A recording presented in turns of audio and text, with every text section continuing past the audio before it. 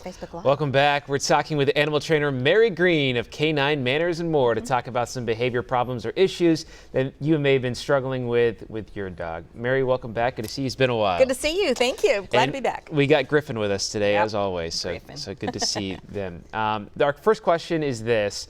Our dog has a habit of shredding our toddler's soiled diapers when we've left the house. What can be done to stop this behavior? Very interesting question. Interesting question, and we can kind of generalize that a little Yes. bit. But for diapers, I mean, that's something you obviously you don't want the dog to get into, and you don't want to come home to that mess. So something to store those in that's dog-proof, lidded, locked, diaper genies, things like that. I don't know what all is available, but something that would limit the dog's access.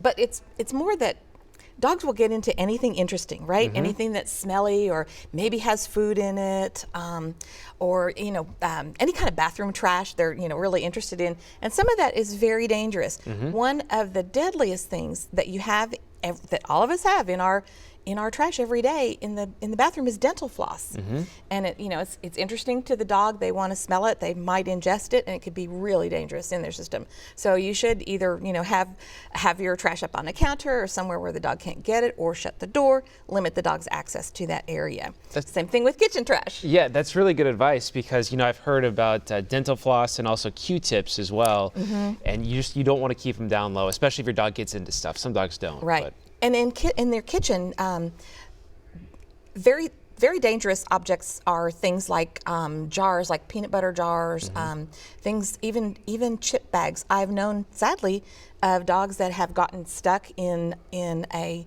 jar, like a peanut butter jar, gotten their head stuck, suffocate. Right. Same thing in bags. So trash should be really, really locked up. Okay, great advice. Thank you. Our next question is this. Our 5-year-old dog loses his mind and barks incessantly when someone rings the doorbell or opens the garage door.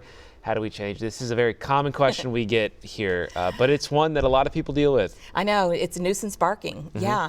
So at 5, I would wonder if this is a new behavior or if he's always done it, if it's getting worse, if it's a change, maybe you moved from someplace that didn't have a garage door, now you do, and it becomes a trigger for that to happen. So I would teach, it's really funny, but the doorbell always, and same with the garage door opening, that predicts something, right? It predicts somebody's coming in.